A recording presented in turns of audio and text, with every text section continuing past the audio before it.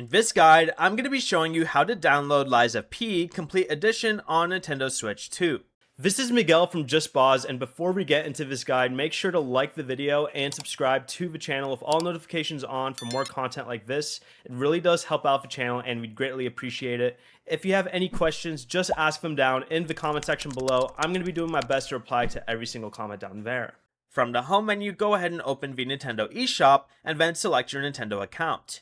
Then go down to search/browse and search for Lies of P Complete Edition. Then go ahead and open the game from the search results.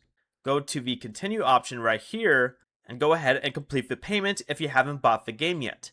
But once the game is purchased, the download should begin automatically. You can check the download progress from the game icon on your home menu, and once it finishes, just select Lies of P Complete Edition to start playing. Before you leave, remember to like the video and subscribe to the channel with all notifications on for more content like this. It really does help out the channel and we'd greatly appreciate it.